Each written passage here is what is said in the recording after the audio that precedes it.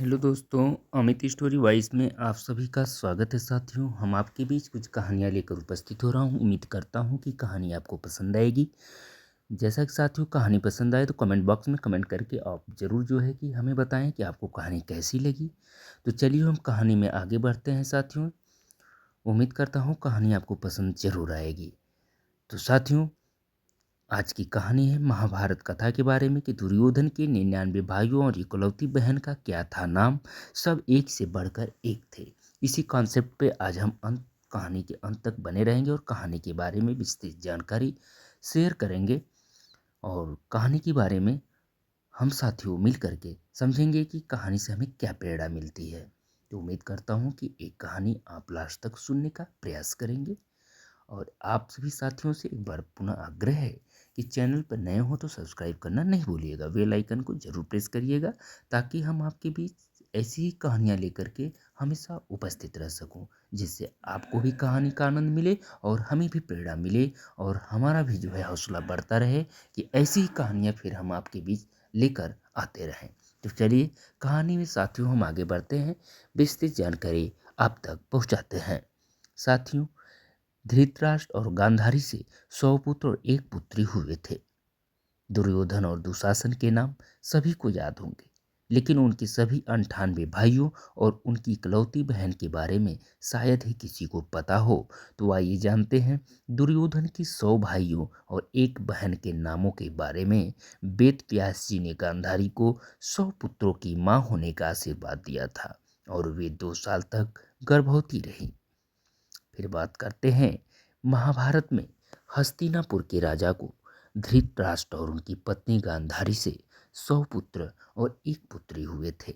उनका सबसे बड़ा पुत्र जो है दुर्योधन और दूसरा बेटा दुशासन था। दुर्योधन और दुशासन के नाम सभी को याद होंगे, लेकिन उनके सभी 98 भाइयों और उनकी इकलौती बहन के बारे में शायद ही किसी को पता हो। तो साथियों, महाभारत के पात्रों में कौरव भाइयों में दुर्योधन और दुशासन मुख्य भूमिका में देखे जाते हैं। तो दुर्योधन की इकलौती बहन का भी तो साथियों इकलौती बहन का विवाह जो है जयद्रथ से हुआ था। इस वजह से वह कौरवों का बहनोई था और उसने कुरुक्षेत्र के युद्ध में पांडवों से लड़ा। तो आइए जानते हैं दुर्योधन के 100 भाइयों और एक बहन के नामों के बारे में। जैसा कि कैसे जन्मे 100 कौरव, तो इसके बारे में हम विस्तृत जानकारी प्राप्त करते हैं। जैसा कि साथियों वेद व्यास जी ने गांधारी को 100 पुत्रों की मां होने का आशीर्वाद दिया था। वे 2 साल तक गर्भवती रही। प्रसव के समय उनके गर्भ से एक लोहे का गोला निकला। उस गोले को काटकर 100 टुकड़े किए गए और उन्हें घड़ों में रख दिया गया। उससे धृतराष्ट्र और गांधारी को 100 पुत्र हुए। वही लोहे के गोले से एक टुकड़ा बचा था, उससे उनकी बेटी दुश्शला हुई थी। साथियों, कुछ ऐसी जानकारी प्राप्त होती हैं जिससे उम्मीद नहीं की जा सकती कि ऐसा हो सकता है, लेकिन कहानी द्वारा हम इसके बारे में जानकारी प्राप्त करते हैं कि बीते हुए काल में क्या हुआ, कैसे हुआ, इसकी जानकारी लेना भी जरूरी है। तो चलिए आगे बढ़ते हैं साथियों। जैसे 100 कौरवों के नाम जो थे, जैसे दुर्योधन, दुशासन, दुस्सद, दुसल, जलसन, सम, स, बिंद, अनुबिंद, दुर्धुष, सुबाहु, दुष्प्रदर्शन, दुमर्शन, दुर्मुख, दुष्कर्ण, कर्ण, विविंशांति, विकर्ण, सल, सत्व, सुलोचन, चित्र, उपचित्र, चित्राक्ष, चरुचित्र, ऐसे कौरवों के नाम थे।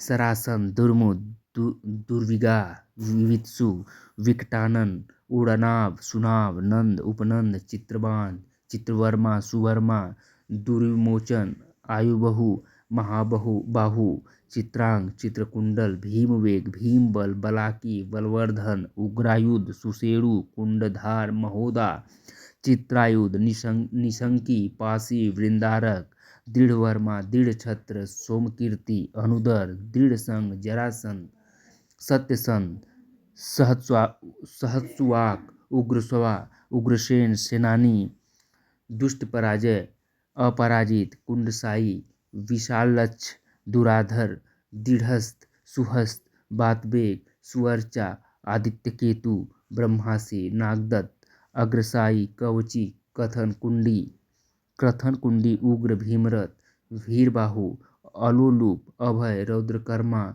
दृढ़ाश्रय, अनाधृष्य, कुंडभेदी, ब्रह्मासी, नागदत्त, अग्रसाई, कवची, कथन कुंडी, उग्र, भीमरथ, अलोलूप जैसे कुंडभेदी, वीरावी, प्रमथ, प्रमाई, दीर्घरोमा, दीर्घबाहु, महाबाहु, व्योधारास, कनकध्वज, कुंडासी, बिरजा जैसे दुर्योधन की इकलौती बहन यानी दुर्योधन की एकमात्र बहन का नाम दूसला था, जिसका विवाह जयद्रथ से हुआ था। जयद्रथ को वरदान प्राप्त था कि उसे कोई भी सामान्य व्यक्ति नहीं मार सकता। वह सिंधु नरेश वृद्ध छत्र का बेटा था, जो काफी तप के बाद हुआ था। कुरुक्षेत्र के युद्ध में उसे अर्जुन ने मारा था। अर्जुन को जब पता चला कि चक्रव्यूह में अभिमन्यु की वीरगति जयद्रथ के कारण हुई है, तो उन्होंने जयद्रथ का वध कर दिया। साथियों, कहानी में आप सभी का अंत तक बने रहने के लिए बहुत बहुत धन्यवाद। जो जैसा कि साथियों हम जो है आपके बीच साथियों 100 कौरवों के नाम को लेकर के भी वर्णित किए, तो मुझे उम्मीद है कि इस कहानी के अंत तक बने रहे होंगे और कहानी के बारे में विस्तृत जानकारी आप सभी साथी हासिल किए होंगे, तर्क लगाए होंगे कि इस कहानी से हमें क्या प्रेरणा मिलती है। साथियों, कहानी पसंद आई हो तो कमेंट बॉक्स में कमेंट करके शेयर जरूर करें कि आपको कहानी कैसी लगी, और कहानी अच्छी लगी तो लाइक सब्सक्राइब करना न भूलें, बेल आइकन को प्रेस जरूर करें, ताकि हम आपके बीच ऐसी कहानियां लेकर हर सदैव साथियों उपस्थित रहूं, जिससे आपको कहानी का आनंद मिल सके और मेरा भी हौसला बढ़ता रहे। तो चलिए हम आगे बढ़ते हैं। अब जो है अगली वीडियो में फिर ऐसी ही महाभारत से रिलेटेड कहानियां लेकर आपके बीच उपस्थित रहूंगा। तब तक के लिए इस वीडियो में आप सभी का बहुत बहुत धन्यवाद प्रकट करते हैं। थैंक यू सो मच दोस्तों। I love you. जय हिंद, जय भारत।